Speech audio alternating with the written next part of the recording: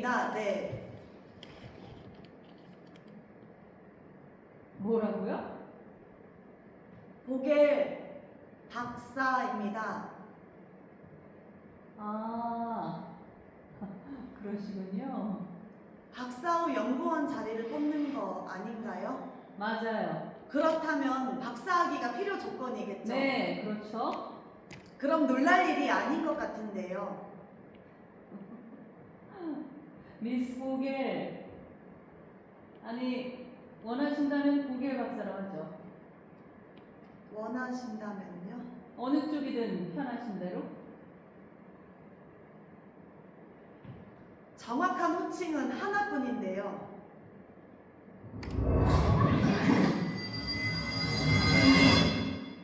보겔 박사님, 네, 들어오시죠. 감사합니다. 그리고 편하게 안나라고 불러주세요. 원하신다면. 전문가들끼리 선을 지키는 차원에서 저는 오버돌프 교수라고 불러주시기 바랍니다. 아,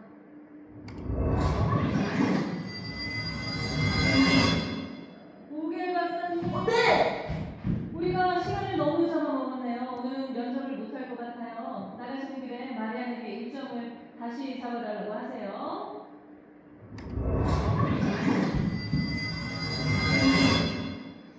보겔 박사님?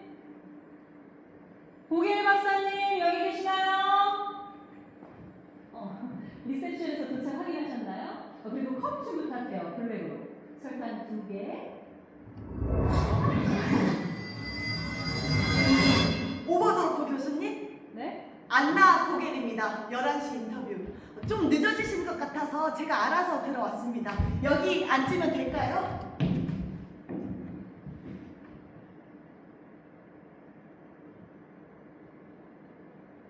어렵네요. 어디서부터 시작해야 할지. 보겔 박사님이시죠? 들어오세요.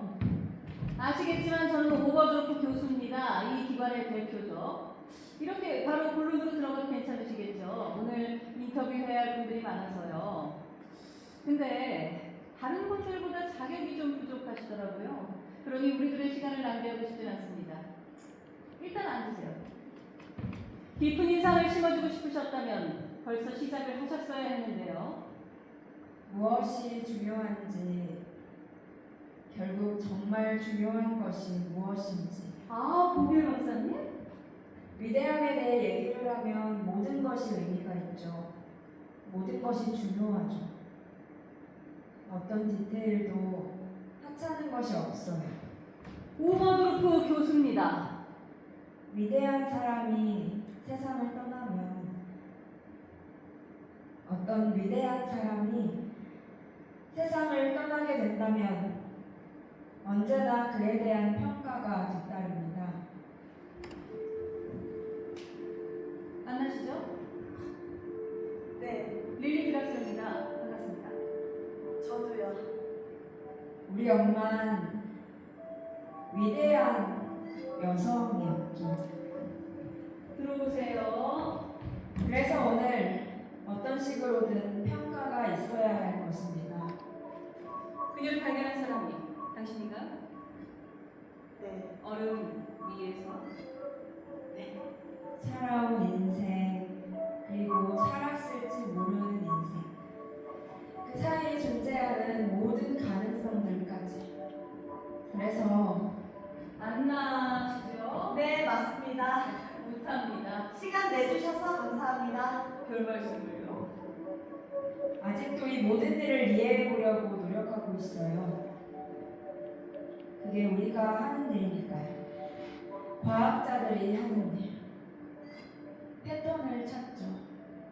원인과 결과, 혼돈 속에서 질서를. 무작위로 행해지는 행동은 없어요. 우리가 아직 이해하지 못하는 패턴만 있을 뿐이죠. 우린 어떻게 여기까지 왔을까요? 이건 어떻게 하면 피할 수 있었을까요? 멀리서 오셨나요? 멀지는 않아요. 동물원 반대편에서 왔습니다. 그럼 멀진 않네요. 걸어서 오셨나요? 아니요, 저 택시 타고 왔습니다. 아,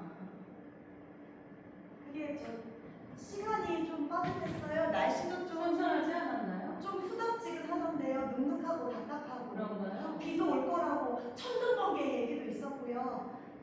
비 맞고 싶지 않아서 그럼 도착했을 때 제 모습이 알겠어요. 도시는 벌써 더워지고 있어요. 몇 주 후에는 견디기 힘들 만큼 더워질 거예요. 몇 년 후에는 사람이 살 수 없게 되겠죠. 습관은 아닙니다. 지갑이요? 아니면 택시 타는 거요? 둘 다요. 정말입니다. 우린 어떻게 해야 더 나아질 수 있을까요? 잠시만요. 숨 좀 돌리시죠. 죄송합니다. 물 좀 드릴까요? 아니요, 괜찮습니다. 서두르지 않으셔도 돼요. 걸어왔어요. 빠른 걸음으로. 시간이 이렇게 됐는지 몰라가지고. 어디서부터요? 리앤베르크에서요. 의욕이 가셨네요. 의존성을 줄여나가려고 노력하고 있습니다.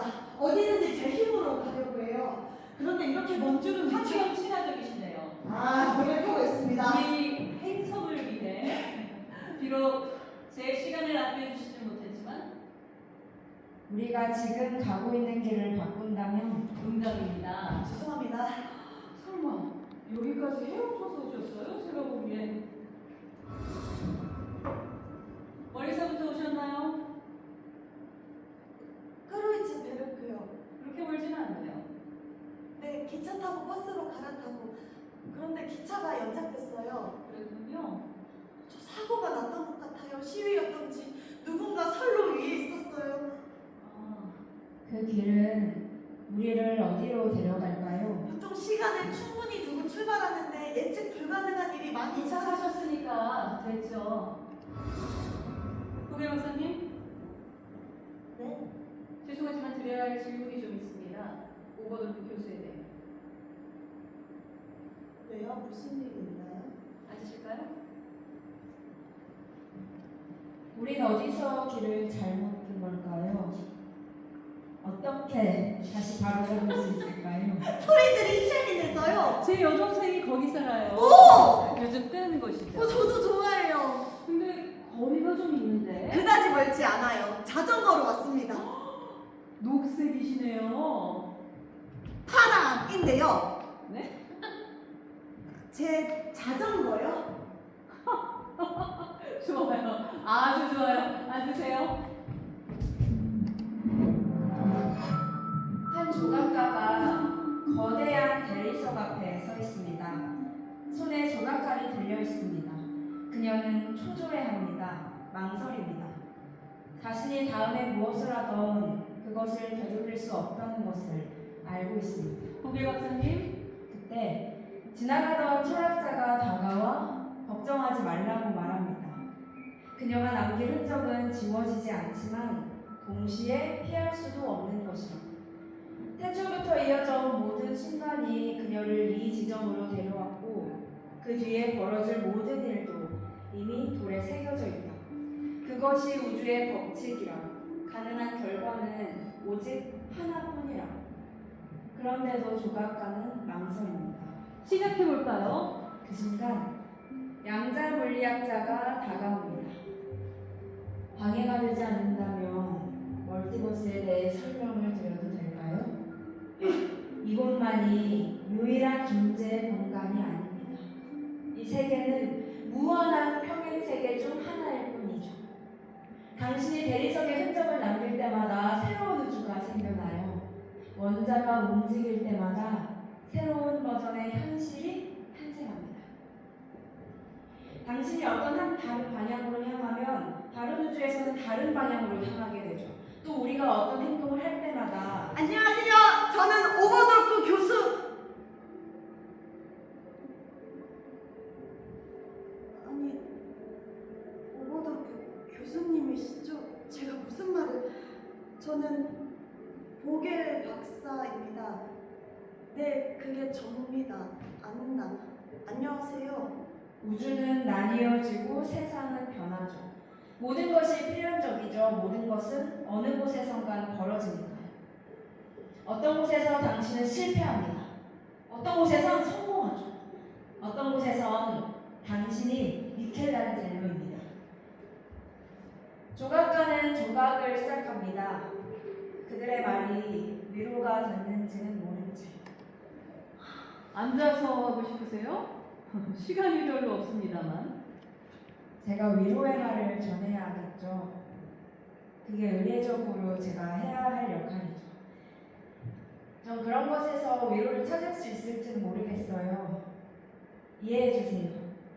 이게 제가 알고 있는 경의를 표하는 유일한 방법입니다. 저도 최선을 다하고 있습니다.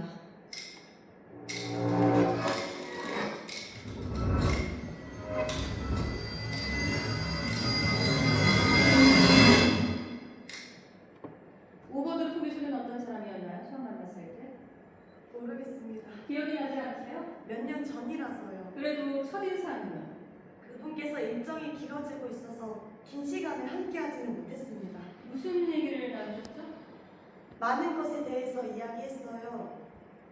뽑는 자리의 역할에 대해서, 제 연구, 교수님의 가족. 그녀의 가족 이야기가 왜 나왔어요? 제가 엄마에 대해 무슨 말을 할 수 있을까요? 자녀분인가요? 네, 쌍둥이에요. 예쁘네요. 그쵸? 자녀는 이렇게 둘만 있으세요? 네, 둘이면 차고도 넘쳐요. 그럴 것 같아요. 여러분은 물론 그녀가 해온 일을 알고 계실 거예요. 그녀의 명성도, 그녀의 탁월함도. 안나, 일어나세요. 일어나야 해요. 우타가 죽었어요. 여러분이 아는 건 그녀의 한 모습입니다. 제가 아는 그녀는 아니죠. 이렇게 둘 있으세요? 그리고 마티아스, 제 첫째. 보이시죠? 저 책장 위에. 잘생겼네요. 이상하다는 생각을 안 하셨나요? 면접을 보는 자리에 어울리지 않는다든지. 그렇지는 않았어요. 그래요? 제가 물어봤거든요. 그랬던 것 같아요. 잘 기억은 안 나지만 아마도. 그래서 저는 그녀가 실제로 살아온 모습만이 아니라 그녀가 될 수 있었던 모습까지 애도하고 있는 것 같아요. 그녀가 될 수도 있었던 수많은 그녀들. 어쩌면 다른 어딘가에서는 실제로 존재했을 그녀들까지. 이렇게 둘 있으세요? 아니요, 아니에요. 지금은 6이에요. 다 합쳐서 6.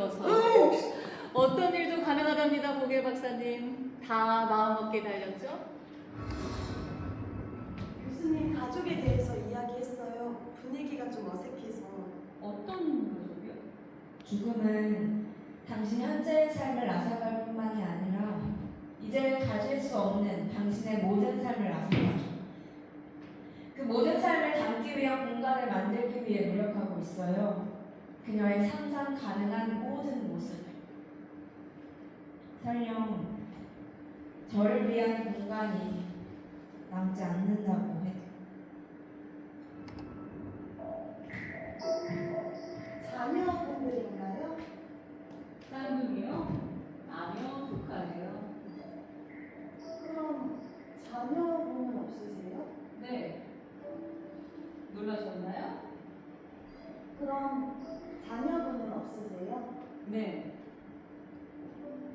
저는 마음을 못 정하겠어요. 예전에는 인구 과잉을 걱정했었는데 지금은 다들 반대로 생각하고 있지 않나요? 출산율은 절벽이죠. 물속에 있는 온갖 화학물질 때문에. 플라스틱, 살충제, 포장재, 전파, 바지 주머니에 가지고 다니는 스마트폰, 식생활, 생활방식, 콩. 이 모든 것 때문에 걱정거리가 늘어나죠. 하지만 뭐 축복일 수 있겠죠. 그럼 자녀분은 없으세요? 네. 네, 어렵죠. 그렇지 않나요? 저도 가질 수 있을지 모르겠어요. 단 한 명이라도 가질 수 있을지. 뭐 입양을 할 수도 있겠죠. 환경에 끼치는 영향을 조금이라도 줄이려면. 그렇지만 지금 우리에게 닥쳐오고 있는 폭풍우를 알면서 하루하루를 간신히 붙이고 있는 아이까지 있다면, 그리고 그 폭풍우가 제 딸에게 닥쳐오는 거라면 저 못 견딜 것 같아요. 그 아이한테는 안 돼요. 어떻게 그 아이의 눈을 보고 말할 수 있겠어요? 내가 너에게 남겨주는 세상이 이거라고. 그 아이가 이 세계의 끝을 보게 될 수 있다는 걸 알면서요. 그 사이에 많은 일이 일어날 수 있겠죠. 그게 두려운 거죠. 그럼 자녀분은 없으세요? 네. 있었었죠, 아주 하나. 죽었어요. 죄송해요. 릴리즈가 썼다는 메시지를 남겼는데요, 제가. 네, 죄송합니다.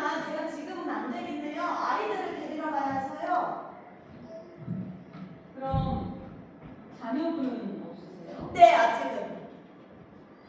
네? 아무것도 아닙니다. 저는 아직 시간이 있습니다. 그럼 자녀분은 없으세요? 네, 아직은. 좋네요. 그대로가 좋아요. 그럼 자녀분은 없으세요? 네, 아직은. 저는 모든 사람이 아이가 있어야 한다고 확고히 믿고 있어요. 한 명이라도 책임감 있게 뿌리를 내리고 살 수 있는 헌신할 이유. 그게 없다면 제가 안나 씨를 어떻게 믿을 수 있죠? 그럼 아이가 없는 사람은 그냥 떠도는 것이죠. 기분이 상하셨나요?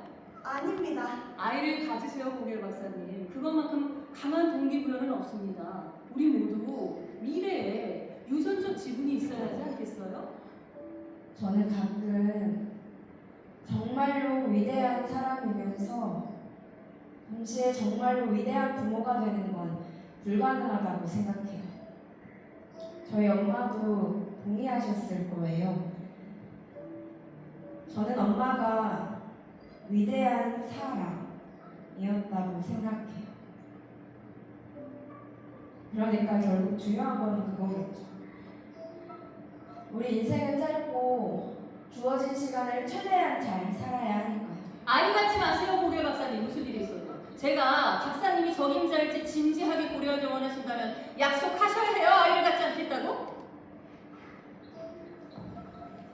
미래에 대해서 이야기했어요. 아이가 없는 30세 여자를 고용할 수는 없어요. 이해하시죠? 내 말 믿으세요. 다 경험해서 하는 말이니까요. 당신이 쓸 수 있는 건 기껏해야 얼마나 될까요? 2년? 3년? 길어야 5년쯤? 그러다 생체 시기가 오르기 시작하면 내게는 더 이상 쓸모가 없어지겠죠. 그런 표정을 지어도 소용없어요. 다 사실입니다. 당신 감정을 배려하느라 사실을 모른 척할 수는 없죠. 그녀가 죽기 전에 마지막으로 본 게 언제였죠? 미안합니다. 저는 그냥 상황을 파악하려는 중이에요. 네. 돌아가시기 일주일 전이었던 것 같아요. 교수님이 떠나시기 전에 연구실에서 이야기를 나눴어요. 그럼 달라진 건 어떤가요? 처음 만났을 때를 생각해 보시면 다른 사람처럼 보이는 게 있었나요? 그냥 평상시와 같아 보이던가요? 제가 죽음에 가까운 사람처럼 보이던가요? 2019년 기준 인간의 평균 기대 수명은 72.6년이었습니다. 전 세계 평균이죠. 대왕고래보다 10년에서 20년 짧고 그린란드 상어보다 200년에서 300년. 지구의 나이에 비해서는 한 6,200만 배 짧습니다. 홍해파리와 비교해선 무한대로 짧죠. 홍해파리. 불사해파리라고도 하는데 이 해파리는 성숙한 상태에서 다시 미성숙한 상태로 무한 반복 되돌아갈 수 있어요. 이론적으로 말하자면 이론적으로 홍해파리는 영생 불사의 생물이라 바다만 있다면 죽지 않고 계속 살 수 있어요. 이 운 좋은 홍해파리는 우리보다 멀티버스에 가장 가까운 인생을 살아가죠. 처음부터 다시 시작하고 또 다시 시작하고 또 다시 자신의 신체 시계를 계속해서 초기화할 수 있으니까요. 오늘 이렇게 와주셔서 감사해요. 물 좀 드릴까요? 아니 커피 공짜? 72.6년은 2012년도 메이주에서 잡힌 가장 장수한 바닷가재 수명의 반쯤이에요. 사람들이 흔히 생각하는 것과는 달리 바닷가재는 영생불사의 생물이 아닙니다. 바닷가재는 지속적으로 재생하는 능력이 있죠. 그 과정에서 전체 껍질을 새롭게 교체하고 점점 큰 몸집으로 성장해요. 하지만 몸집이 커지면 커질수록 이 껍질을 벗고 교체하는데 더 많은 에너지가 필요해져서 나중에는 이게 너무 힘들어지죠. 껍질은 일부분만 고칠 수 없고 무조건 전체를 새로 만들어서 교체해야 해요. 껍질을 새롭게 만들 수 없게 되면 부패가 시작되고 여기저기 갈라지고 그 사이로 세균이 침투하죠. 자기 껍질 속에 갇혀서 어디 도망도 못 가고 안에서 썩기 시작하는 거죠. 오래 사는 게 축복이라는 말을 들을 때마다 전 썩어가는 바닷가재가 생각이 나요. 위로가 되는지는 모르겠어요. 제가 위로를 하려고 하는 건지도 잘 모르겠고요. 애도를 어떻게 하는 건지 배운 적은 없지만 저는 과학을 배웠죠. 그래서 다시 볼 수 있을 거라고 생각하셨나요? 바닷가재의 비극은 분수에 맞게 살지 못해서 벌어져요. 더 이상 몸집이 커지지 않고 상처만 자연적으로 치유될 수 있다면 이론적으로 바닷가재는 영원히 살 수 있어요. 그렇지만 바닷가재의 성장은 멈추지 않죠. 커지고 더 커지고 더 커지고 그다지 부러워할 만한 결말은 아닌 거죠. 언젠가 바닷가재가 더 커질 공간이 부족하게 된다는 것. 이것이 우주의 정해진 규칙이죠.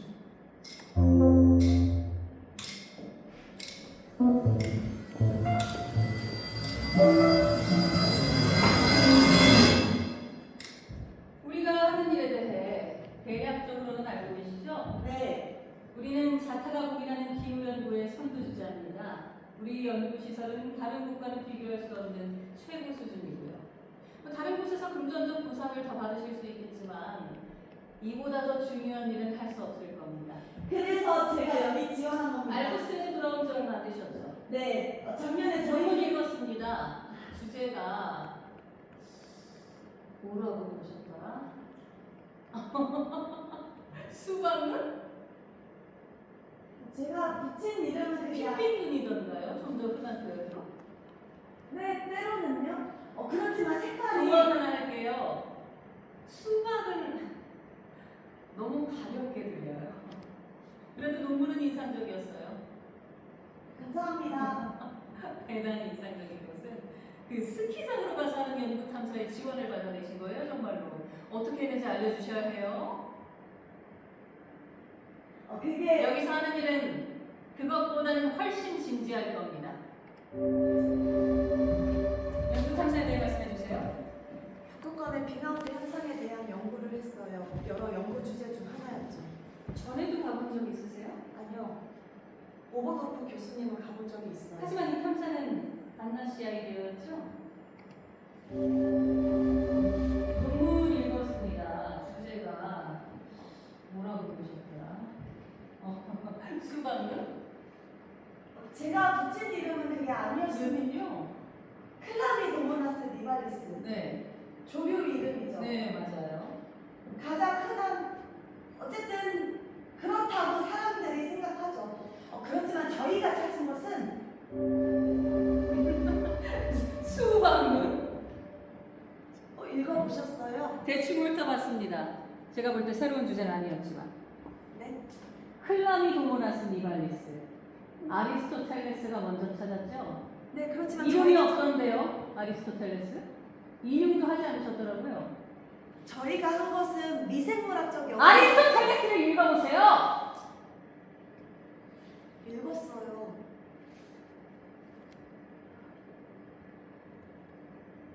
아리스토텔레스는 우리 모두가 읽어야 해요. 논문 출처도 수정하시고요. 수박은 읽어보셨어요?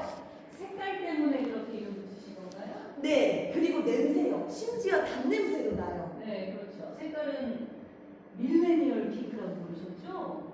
네, 저는 무슨 말인지 하나도 모르겠던데요. 이거 보험 때문에 묻는 건가요? 그 연구 탐사에 자금을 지원하셨잖아요. 맞죠?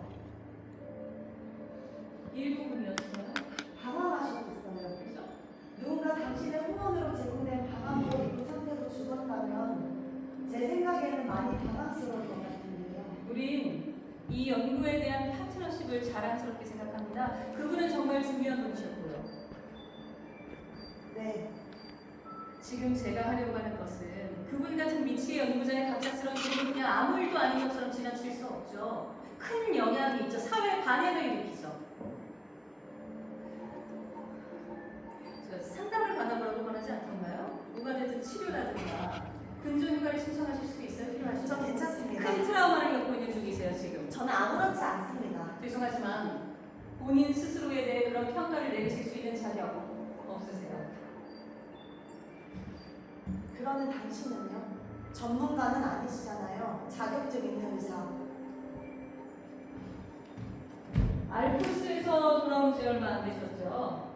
클라미 도모나스 니바리스 연구하시러. 핑크는? 생귀나입니다. 네. 다른 조류죠. 클라미 도모나스에 대한 연구는 많이 진행됐고 색깔의 변화가 그 때문이라는 생각이 지배적이었는데 새로운 종을 발견했죠. 생귀나 니발리오데스 그리고 생귀나 아우란티아. 그랬군요. 니발리오데스는 빨간색이고 아우란티아는 오렌지색이에요. 오렌지 비슷한 훨씬 드물게 나타나요. 핑크가 아니라요. 핑크색으로 보일 수 있어요. 그래요. 다 같은 계열의 색이라서. 고개 박사님, 네, 정신건강 상태에 대한 질문지를 작성해 주셔야겠어요. 꼭 해야 하나요? 네, 그렇습니다. 하시는 연구가 무슨 연구를 하신다고 했죠? 이기였나요? 조류입니다. 미세 조류, 연구 동토층에 서식하는. 논문 발표는 하셨나요? 네, 아직 읽어보질 못했네요. 난 내 행동에 대해 책임을 질 수 있는 상태다. 매우 다소 동의하지도 비동의하지도 않은, 다소 동의하지 않은, 매우 동의하지 않은. 알프스에서 진행하셨던 연구요. 그 조류에 관한. 네. 눈 아래서 사는 조류예요. 그리고 번식을 하면 눈이 핑크색으로 변해요.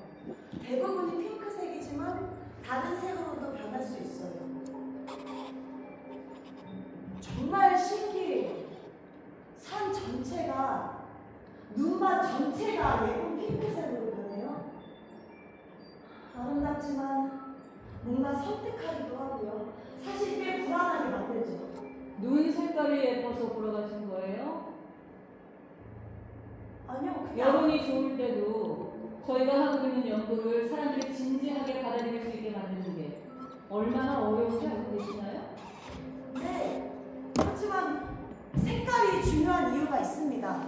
색깔이 있는 눈은 햇빛 반사가 잘 안 돼서 더 많은 열을 가두게 되죠. 그럼 그 열은 더 많은 얼음을 녹이고 더 많은 조류가 발생하고 그럼 눈은 더 짙은 색으로 변하고 눈은 더 많은 열을 가두게 피부의 높으네요. 엄마가 돌아가셨을 때, 피드백 높으네요. 엄마가 죽었을 때, 피드백 높으네요. 엄마가 죽었다는 소식을 들었을 때, 피드백 높으네요. 그건 확실하죠. 사라지지도 않아요. 그 조류는 어떤 곳에서도 살아남죠. 극한의 온도, 산성 토양, 부족한 먹이, 방사선, 햇빛, 어둠. 색깔은 핑크색이고요. 핑크색이기도 하죠. 밀레니얼 핑크. 네, 저는 그거 과학적이진 않네요. 관련성도 없고. 전 동의할 수 없습니다. 밀레니얼 핑크? 네. 밀레니얼 핑크, 텀블러 핑크. 색이 부드럽고 키치하고 여성스럽죠. 그리고 늘 비웃음의 대상이에요. 지금 비웃으신 것처럼 소녀 같고 하찮고 너무 뻔해 보인다고요. 저희 세대가 그렇죠. 늘 비웃음을 당해왔거든요. 너무 나이 들어서 미래를 이야기하기엔 늦었고 그렇다고 진지하게 받아들여진 만큼 충분히 나이 든 것도 아니고 그래서 모든 게 우리 탓이래요. 우리 때문에 요식업이 죽어가고 오토바이 산업이 죽어가고 축하카드 회사나 냅킨 회사가 부도가 나죠. 다이아몬드, 맥주, 은행, 비누, 골프, 섬유유연제, 플라스틱 빨대, 요구르트 우리가 죽이고 있죠.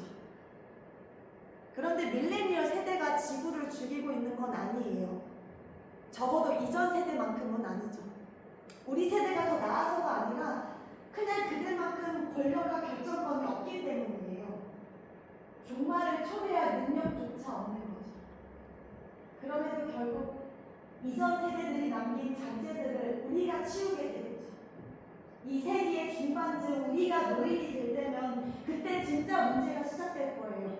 교수님 세대는 다 죽고 없을 때 우리가 물려받는 유산의 상징이 뭘까요? 불타오르는 지구, 솜사탕 색깔의 산. 기후위기의 색은 밀레니얼 핑크죠. 다른 색이 있나요? 답이 됐나요?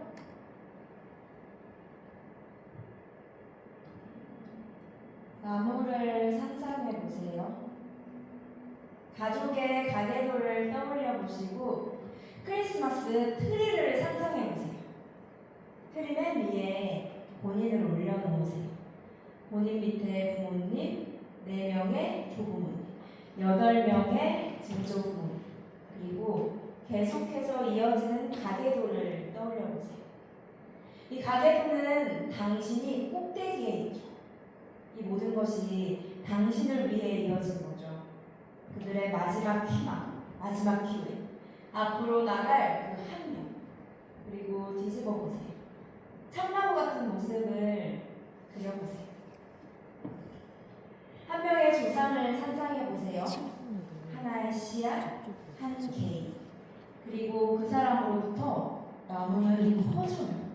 자식들, 자식의 자식들, 자식의 자식의 자식. 이 나무는 깔끔하지는 않죠. 한쪽으로 쏠리기도 해요. 어떤 쪽은 풍성해지고 어떤 쪽은 죽어버려요. 그렇지만 당신이 등장할 때쯤엔 당신 혼자서만이 이 모든 조상들의 노력의 종착점은 아닌 거죠. 수십 개의 중에 한. 그러니까 이 나무 꼭대기에 있는 우주의 중심에 있는 하나의 개인으로서의 당신이 아니라 이 모든 것이 시작됐을 바로 그 숲 앞으로 초점은 옮겨지죠. 이렇게 생각하면 당신이 덜 특별하다고 느껴지나요? 당신만의 고요함이 퇴색되나요? 압박감은 덜어내주겠죠. 아마 이 세상의 모든 무게가 당신 어깨 위에 있지 않아요. 그렇다고 이 두 그림 다 그다지 도움이 되지 않죠. 왜냐하면 단 하나의 나무는 존재하지 않으니까. 오로지 숲만 존재해요. 아주 깊고 어두운 숲, 끝없이 광대. 나뭇가지들이 서로 엉키고 설켜서 뱀처럼 구부러지고 서로 교차함. 20세대. 평균적으로 그게 다예요.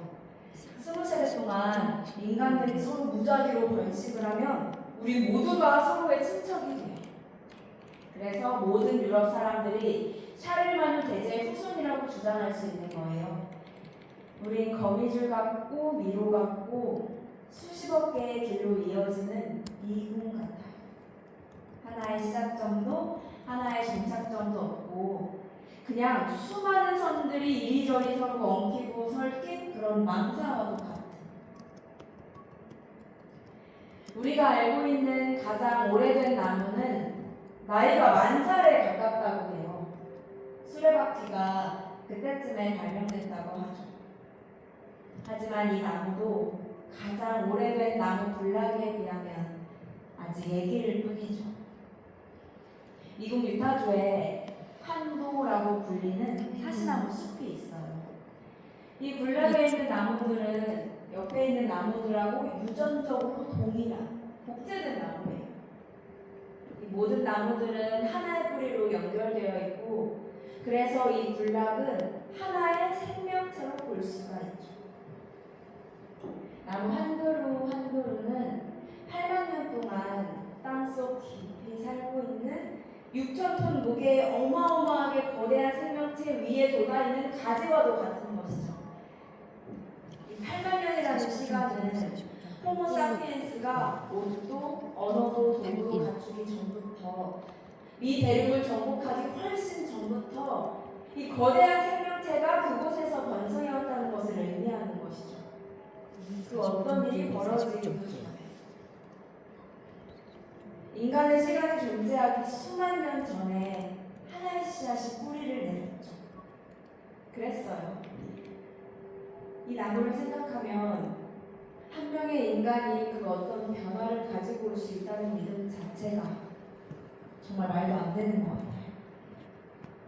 하지만 변화를 가지고 와요. 언제나 그래왔죠.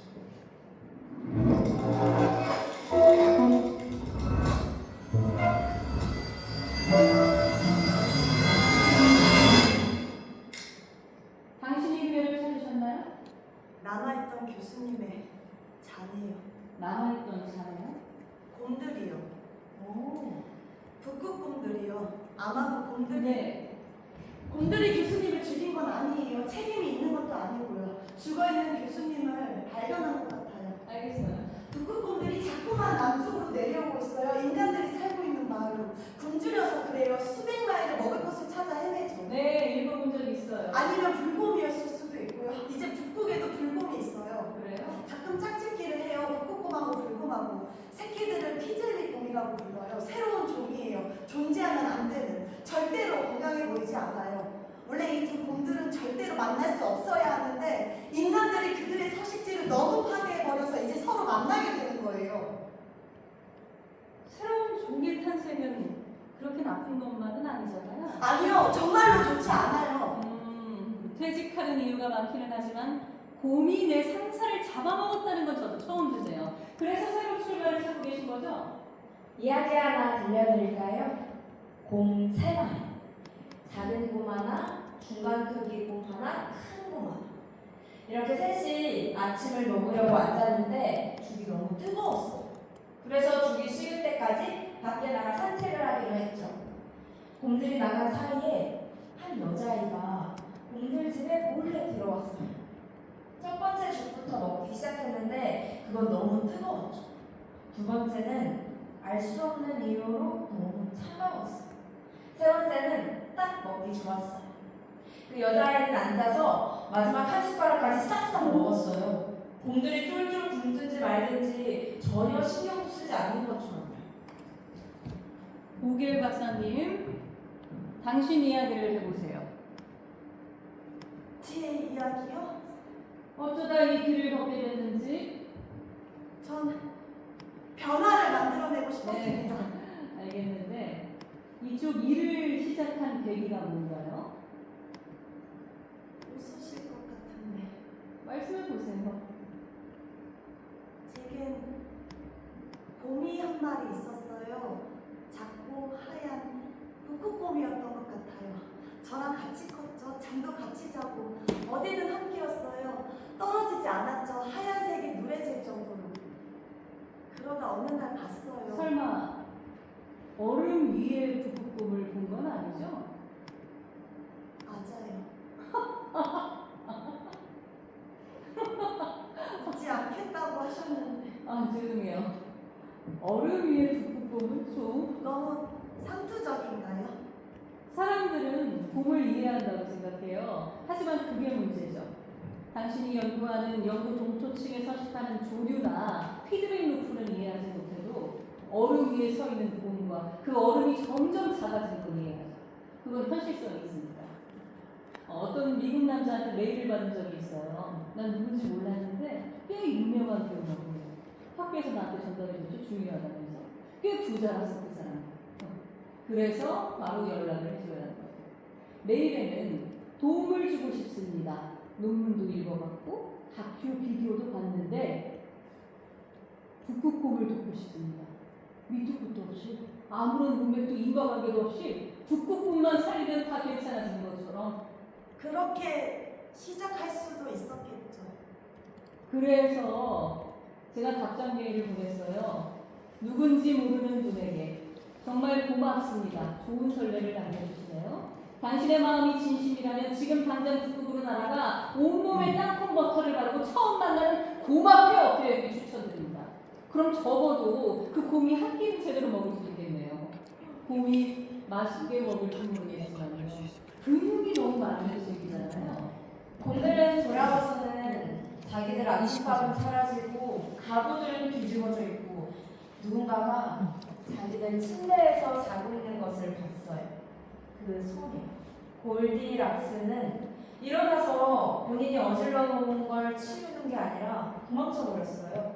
다 깨뜨리고 가지고 갈 수 있는 건 손에 쥐고 뒤도 한번 돌아보지 않고 깊고 어두운 숲으로 뛰어 도망갔죠. 버릇없는 소녀 골디락스는 고마운 줄도 몰랐고 어디로 가는 줄도 몰랐어요. 제 이야기요? 어쩌다 이 길을 걷게 됐는지? 제겐 오랑우탄이 한 마리 있었습니다. 살아있는 진짜? 아니요, 제 집이 아니라 보르네오 섬이에요. 제 기억으로는 언젠가 제 생일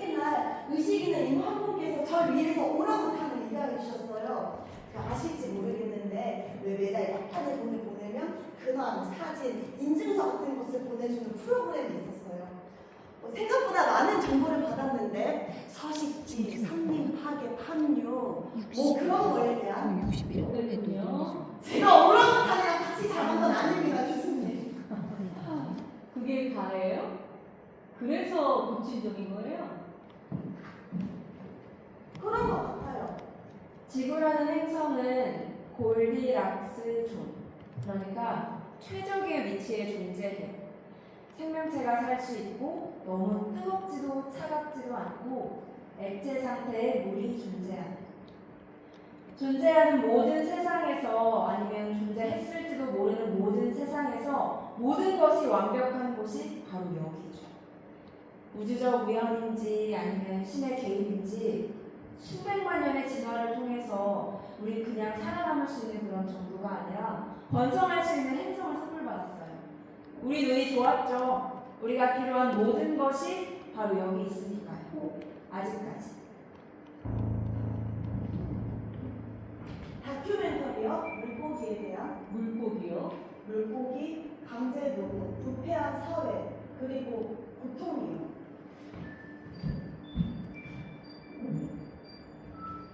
개발반대 운동에 대한 것이었어요. 그 속류관 개발이요? 인간의 욕심, 보건 위험, 원주민 보호구역에 관한 거죠. 유해 폐기물에 관한 것이었죠. 루이지애나에 있는 암의 고장. 왜 언제나 가장 가난한 마을, 흑인들의 마을인지, 맞서 싸울 수 없는 사람들이 희생되는지에 대해. 남자한테 잘 보이고 싶어서요? 여자한테 잘 보이고 싶어서요? 성장하고 있는 분야죠. 그렇긴 하죠. 저는 잠을 못 자게 됐어요. 전혀? 거의요. 왜 그랬는데요? 한 가지 이유 때문만은 아닌데요. 더위도 그중 하나죠. 너무 더워지고 있어요. 그렇죠. 점점 숨쉬기가 힘들어져요. 그 말을 특히 도시에서요. 사람들 속에서 사람이 너무 많아요. 어쩌다 이 길을 걷게 됐나요? 부모님이 태어나셨던 마을이 지금은 수몰됐습니다. 제가 이 길을 선택한 것이 아니라 저는 좀 더 높은 지대를 찾아서 고향을 떠나온 거예요. 우리가 축복받은 존재라는 것에 대한 또 다른 설명이 있어요. 우리가 우연히 이 골드락스 존 안에 있는 것도 아니고 어떤 신이 그렇게 정해놓았기 때문도 아니라는 설명이에요. 이 모든 것이 사실이라고 하기에 너무 좋아 보인다면 어쩌면 그건 정말로 그렇기 때문일지도 몰라요. 어쩌면 우리 자신만의 동화 속에 살고 있는 건지도 몰라요. 미래의 어느 시점엔 기술이 현실 세계와 구분할 수 없는 인공 현실들을 만들어낼 수 있을 거라고 말해요. 그리고 만약 그렇다면 우리가 현실이라고 믿는 이 세계가 사실은 고도로 정교하게 짜여진 컴퓨터 시뮬레이션의 가능성이 거의 확실해져요. 통계적으로. 인공적인 생각을 가진 인공적인 사람들이 또 다른 인공적인 세계를 상상하는 시뮬레이션. 그리고 우리가 그 바깥으로 나가서 코드를 편집하고 몇 가지 핵심 변수들을 조금만 조정할 수 있다면 5만 마리. 북극에서는 뭘 하셨죠? 오랑우탄 한 마리. 고르메오에서 태어났나요? 그래서 빼는 걸로 노스 다코타에 결제하셨나요? 실험을 재부팅하고 다시 몇 시도할 번이요? 수 있어요. 그녀를 당신이 찾으셨나요? 정글에서? 그녀를 당신이 찾으셨나요? 굴착기 옆에서? 그녀를 당신이 찾으셨나요? 물속에서? 시뮬레이션이 몇 번 실패하든 그건 상관없어요. 이 모든 것이 현실이 아니라면 이 모든 건 아무 의미가 없으니까요. 그런데 그 이론은 시뮬레이션이 흠잡을 데 없이 완벽하다는 데 기대고 있어요. 우리가 결코 그것을 알아차릴 수 없다는 것이에요. 현실처럼 느껴진다면 현실인 거잖아요. 그렇지 않나요? 곰은 자신이 이야기 속에서만 존재한다는 사실을 몰라요. 그저 자기 죽이 사라졌다는 것만 알아요. 곰에겐 그게 현실이에요. 집은 난장판이 되었고 배고픈 채 남겨졌어요. 그게 현실이에요. 그래서 곰은 작은 곰의 눈물을 닦아주고 부서진 가구들을 치우고 이야기를 들려주기 시작해요. 폭신한 침대와 배부른 곰들의 이야기. 못된 여자아이가 마땅히 대가를 치르는 이야기. 왜냐하면 그 곰은 원대한 비전을 가졌으니까요. 곰이 떠난 뒤엔 작은 곰이 그의 길을 계속 이어가야 하니까요. 곰이요. 제가 듣기로는 누구한테서 들으셨는데요? 제가 어디서 본 것 같은데요. 그곳에 곰은 더 이상 살지 않습니다. 네, 알아요. 하지만 북극에서 더 이상 곰들이 살아남을 수가 없어요. 교배 정도. 이제 거기에 곰들을 위한 게 아무것도 없습니다. 제가 오해를 한 것 같네요. 떨어지면서 생긴 찢어진 상처가 있었어요. 어디서 떨어진 것으로 알고 있습니다. 제 말은 잘 모르겠네요. 곰이 어딘가 살지 않을까요? 동화 속에서만 살고 있겠죠. 어쩌다 이 길을 걷게 됐는지. 이유가 여러 가지인데요. 하이퍼 오브젝트 때문이에요. 하이퍼 오브젝트요? 네, 개념은 알고 계시죠? 어떤 것이 너무 거대해서 그 전체를 알기 불가능할 때 그게 전부였어요. 그래, 하나씩 분해해서 알아가자. 내가 이해할 수 있는 만큼의 작은 덩어리로 나눠서. 근데 이해할 수 있는 게 없는 거예요. 그것은 우리의 관심을 원한다고 소리치고 있고 나는 모든 것을 이해하기 위해 목을 빼고 노력을 했죠. 환경이 하이퍼 오브젝트, 기후변화도 하이퍼 오브젝트, 생태학도 하이퍼 오브젝트, 오일도 하이퍼 오브젝트. 한 드럼통에 들어있는 오일이 아니라 지금까지 존재하고 있는 모든 오일, 모든 형태의 땅에서 스며 나온 고여있는 우리를 질식시키는 20%? 어떤 계기로 이 길을 이게 걷게 어디로 됐는지는 돌아가지? 말씀드리기가 어려워요. 그냥 언제나 이랬던 것 지금 같아요. 큐 몇 번이야? 혹시 이것으로부터 도망갈 수가 없었어요. 그냥 같이 가도 되는지 따로 가도 되는지 확인해볼게.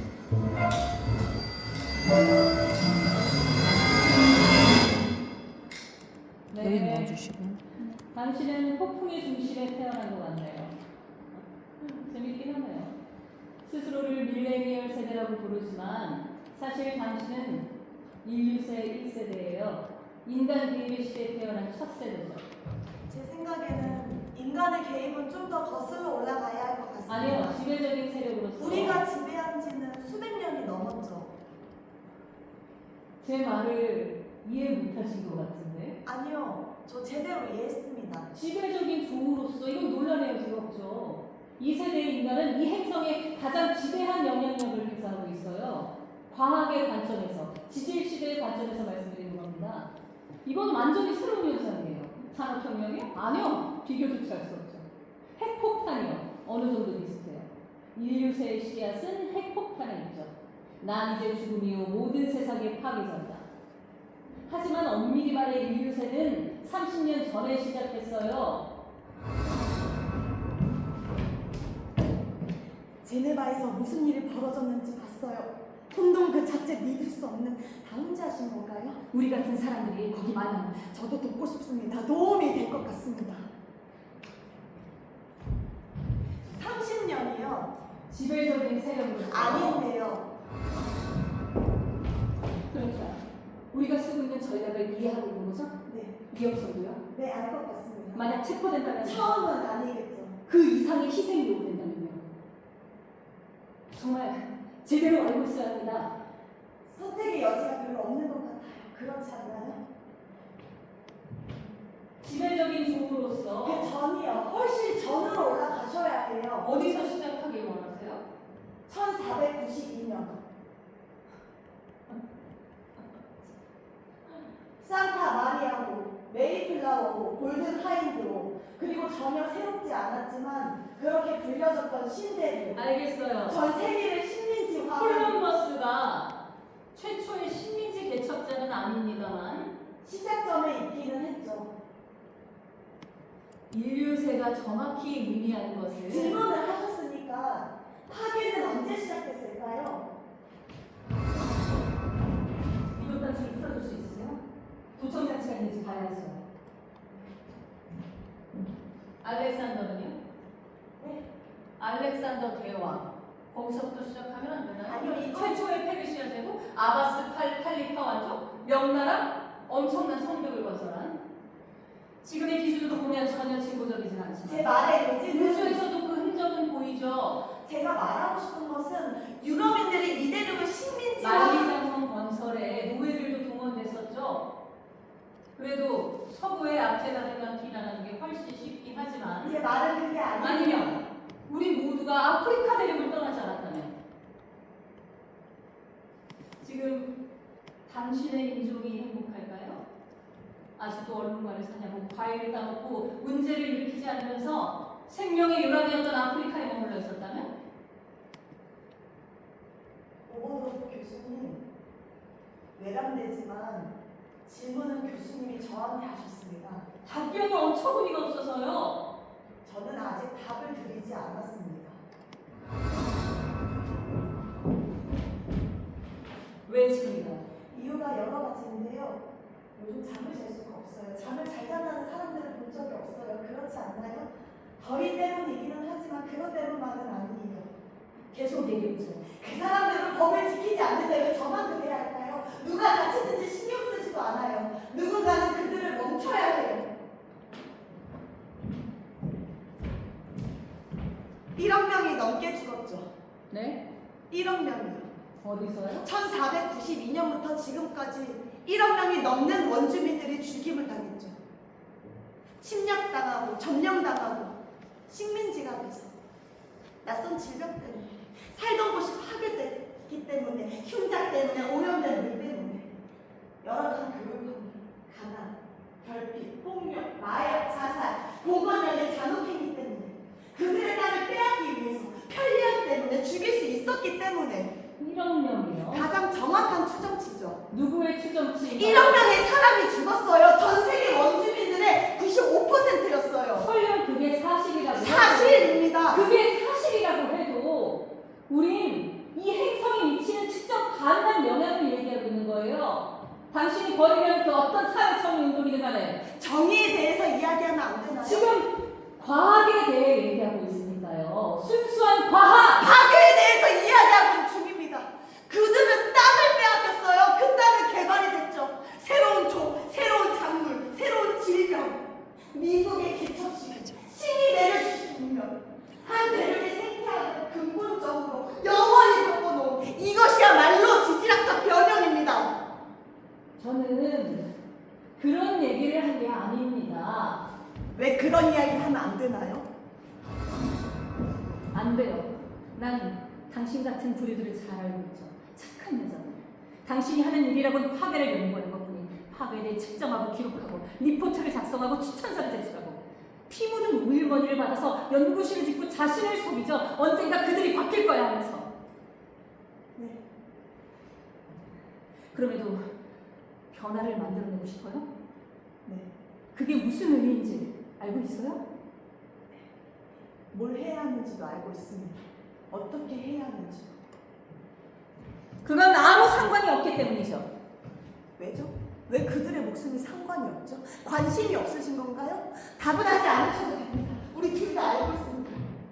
수세기 동안 흑인의 몸, 갈색의 몸, 가난한 자들은 죽어나가도 눈 하나 깜짝하지 않았죠. 그들한테는 그래도 되니까. 고통받기 위해 태어났으니까 다른 쓸모가 없으니까. 하지만 95%였어요. 다른 시대가 어딨지? 통계를 보세요. 알고 있으세요? 바닷물이 1.5도만 뜨거워져도 90%의 산호초가 죽게 돼요. 90%. 상상해보세요. 우리는 그런 일이 일어나게 놔둬서는 안 돼요. 하지만 95%의 70, 70.96. 대량 파괴는 새로운 게 아니에요. 코앞에 닥쳐야만 알게 되겠죠. 심지어 그때도 당신은 그냥 이사를 가신 거예요. 좀 더 높은 집에. 골디락스는 자신이 엉망으로 만들어 놓은 곳을 치우기보다는 화성을 새롭게 식민지로 만들겠죠. 박사님, 죄송한 말씀이지만 저는 박사님이 애기였을 때부터 이 싸움을 하고 있었어요. 그럼 좀 더 잘하지 그러셨어요.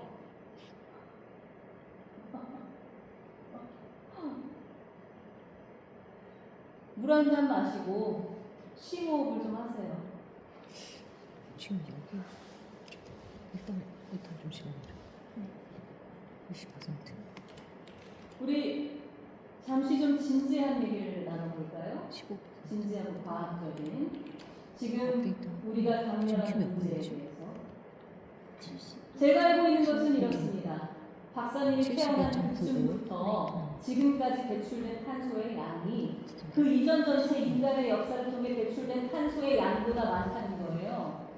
이건 완전히 새로운 현상이고 그게 바로 인류세가 만들어낸 것이기 때문에 인류세는 1492년도에 시작하지 않았어요. 이것은 인간이 저지른 아직 한 번도 본 적 없는 의도적인 파괴예요. 실제로 우리가 빙하를 녹이고 있는 그 속도 때문에 지구의 자전축이 움직이고 있죠. 지구온난화는 전적으로 인간이라는 종, 우리의 책임이라는 점에 대해서는 의심의 여지가 없어요. 그렇지만 이건 아주 좋은 소식이에요. 우리가 만들어낸 일이니까 우리가 멈출 수 있죠. 이동 상승을 막기 위해서는 이전에는 해본 적 없는 전 세계 규모의 초인적인 노력이 필요하겠죠. 이게 우리가 해야 될 일이죠. 나머지 다 쓸데없는 일이고요. 좋아요. 이분 줄게요. 말고요. 일단 교수님이 죽었어요. 사람들은 사고였다고 하잖아요. 잘됐네요. 그렇지만 그래서 탐사가 취소됐나요? 시추를 멈췄나요? 연구도요? 당분간은 그렇습니다. 그렇지만 그게 목표였어요. 그렇지 않나요? 당신이 그렇게 밀어붙이던 거잖아요. 우리는 시위에 대해 봉쇄에 대해 이야기했을 뿐이잖아요. 교수님이 죽길 바라지 않았어요. 그건 그녀의 선택이었어요. 마침내 의미 있는 일을 하고 싶었던 거죠. 전 절대로 상관이죠? 우리 모두 죽어요. 곰새마리 이야기에 왜 골디락스의 부모에게는 없을까요? 골디락스의 엄마는 죽었던 걸까요? 소녀는 깊고 어두운 숲을 달려가면서 알았을까요? 거기엔 먹을 죽도 흔들 의자도 혹시나 침대도 없고 완전히 혼자라는 것을. 엄마가 도와줄 수 없다는 것을.